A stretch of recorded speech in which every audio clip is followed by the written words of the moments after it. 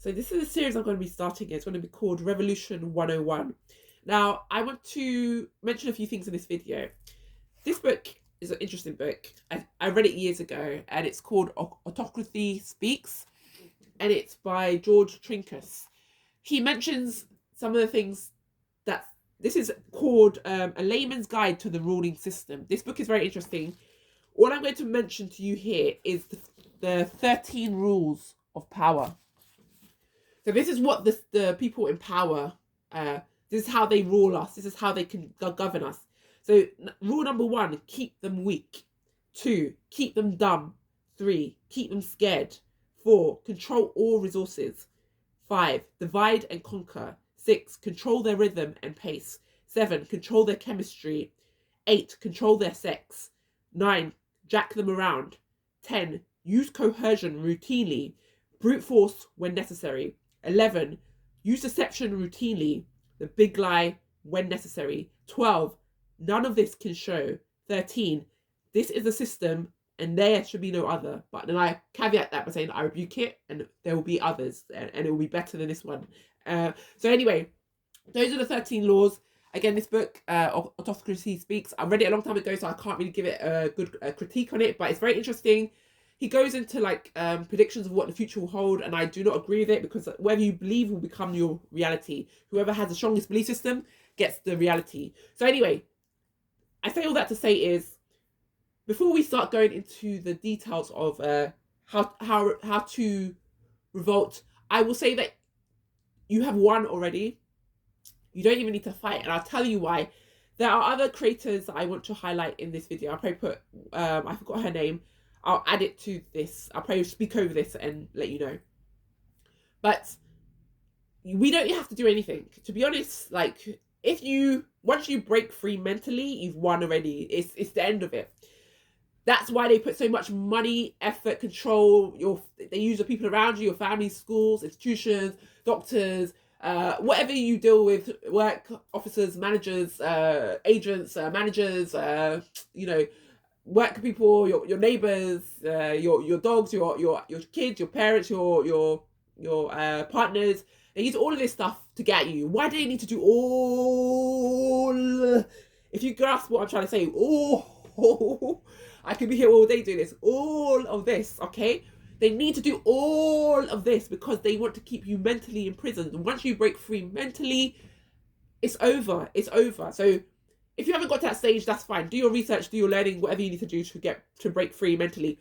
You know you're breaking free mentally when you start to see through all the lies of religion, all the lies of institutions. Yeah, that's one thing I didn't mention. Religion. If you believe in a religion, I'm sorry, but you're a prisoner. You're a slave. You're sleeping.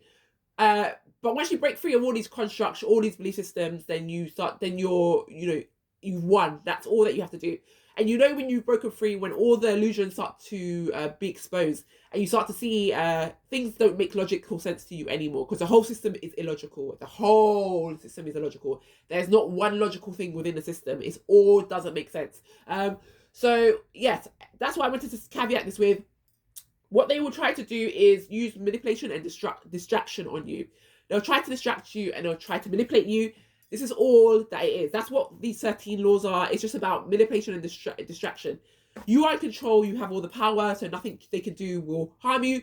It's when you believe that they can harm you that you become vulnerable. It's when you allow them to tell you what's going on that you become vulnerable. That's why they do all of the media and TV and radio and social media and blah, blah, blah. So anyway, I'll quickly caveat this, and I might add to this in depth. You don't actually need to eat. You don't need food. Food is you don't need food. Food and water. You don't need to drink anything. You don't need to eat anything. I cannot be bothered. I cannot be bothered to give you evidence of this. There's a man in India who lived for 70 years without eating or drinking. They took him to a hospital. They studied him, found that his body's just recycling what's in it. Unfortunately, though, if you have children, that does not apply. So this is why they want women to have kids, because once you have a child, they become dependent on you and you will be vulnerable. So, because you have to feed the child, and therefore that makes you vulnerable to the system. In Africa, they did this. You see all the droughts that people used to suffer from in the past, and they used to put on the TV. It was to make us believe that we had to eat and drink. The women survived. The children were the ones who died, but the women looked fine. They looked healthy in a weird way. I'm not trying to dismiss it, but the kids were the ones who were like impoverished and like had their ribs showing. But the mothers, I was always wondering, like, why didn't the mothers give their children like whatever they're eating? But the mothers were not eating anything. They were giving everything to the child, but the child was dying and the mother was still there looking like she had like, you know, I've been just having juice and I've still got like context in my body. But anyway, long story short is we don't actually need to eat. If you know about Tartaria, they didn't eat, they didn't drink, they didn't shit, they didn't pee. But that's another story. Do your research. I am not here for free labor. If you want to learn something, go and learn it yourself. I'm not going to provide you that information. I'm giving you nuggets. The next thing they'll try and do, so the main thing is food. If you were put in prison, just don't eat. Refuse to eat. Don't eat. The reason why you find people die when they go on hunger strike is not because they didn't eat. It's because they were probably killed off or they were given something that weakened their immune system. Dr. Sebi and Lisa Left Eye did not eat for 40 days and 40 nights. No water, no food, and they managed to survive. Jesus done it. It's possible. They make us, if you have to eat, it's likely because they've put stuff inside your body like heavy metals, parasites and stuff like that require feeding. The parasites is what making us eat. Not naturally, we will not eat at all. So what I will say to end this video, because this is already long, the most important thing you can do is cleanse yourself of parasites and heavy metals. That's the most important thing you can do. If you want to free yourself, that's all you have to do, and you know, all else will fall into place. So again, and then books and learning. We need to collectively come together. You have a book, I have a book. I teach you what I have in my book. You teach me what you have in your book. So I don't have to buy 2 books. So we have to have, as Black people, a curriculum that we follow. There are some books that are very expensive, like hundreds of pounds, even thousands of pounds. You buy one book, I buy this book, and then we all agree to put money together to buy that book that we haven't got, and then we will teach it to each other. This is how we need to work. We need to work collectively. So what you have, this is the sharing that we need to do as a community. I teach you what I have, so you don't have to go buy these expensive books that I've bought. I've got loads of expensive books, but you don't have to buy these books. I will teach you what I have. You have your library, teach me what you know. And this is how we'll go. And then the books that we don't have, the people who are coming up, we'll teach them what we know. So they don't have to buy the books that we already have. They'll buy the new books that we haven't been able to get access to because we can't afford it, or it's just, you know, I don't know, whatever reason that might be. So we have to move strategically. And then the next thing we have to do is, so you can live without food, you can live without water, we share knowledge, we share resources. Then the next thing is make workers accountable. If you are a soldier, your family, your friends, everybody around you should be asking you, why are you doing that? And why, like, if we have loggers who go and cut down trees, his family, his friends, his community should be making him accountable for what he's doing.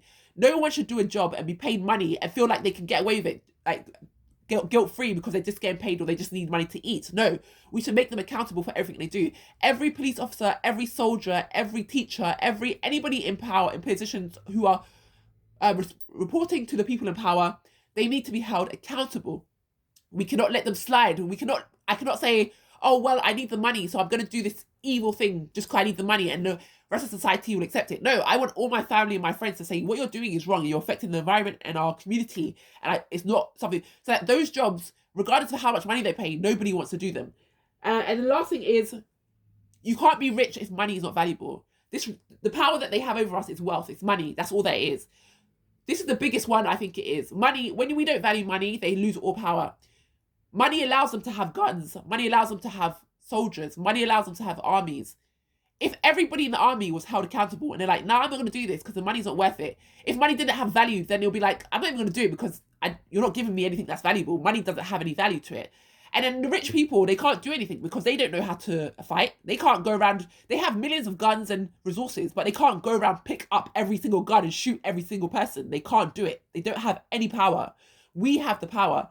They can't, so your soldiers, if you have soldiers in your family, make them come to their senses. The powerful can't do anything without us. We are the ones who harm each other to make them live their life. The powerful can't actually go and like poison, I won't even call them powerful, but these elites, they can't actually go and poison the waters. They could probably lift probably like a gallon, I don't know how strong they are, and pour it into the sea, but they can't pollute the whole sea. They can only pollute that little bit that they've got. They're actually not capable of doing They need us to do it for them. So when money has no value, they can't control anybody. That's it. So that's all we have to do. We don't have to do anything. Just give money no value.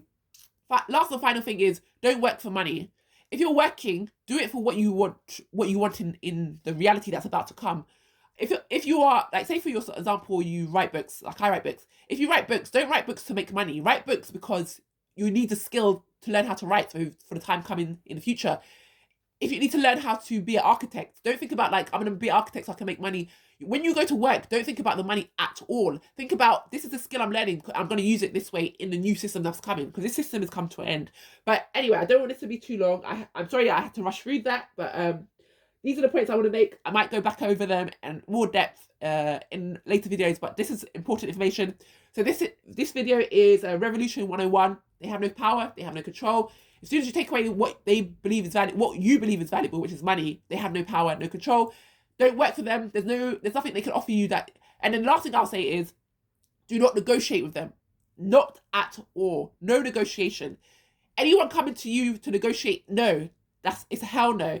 So anyone who's coming to you to negotiate for somebody, no, we just reject it. They've done this too many times. They'll give you some false sense of hope. They'll throw you like a carrot. Now, this is what one of the other creators is talking about. I'm making this video off of the back of her video. I will add it I'll mention her and I'll add it in here. But yeah, so it's very, very, very simple. It doesn't have to be complicated. People don't have to lose their lives. Again, this Parasite cleanse, necessary. This is the way. If you can't do anything else, just do the cleanse, because then everything else just falls into place. So, and I'm not gonna say like it's an easy thing to do. It's hard. You will fight for your life, believe me. But once you've cleared them, then the world is your oyster. So I'll leave it at that for now, and we'll speak later. Bye.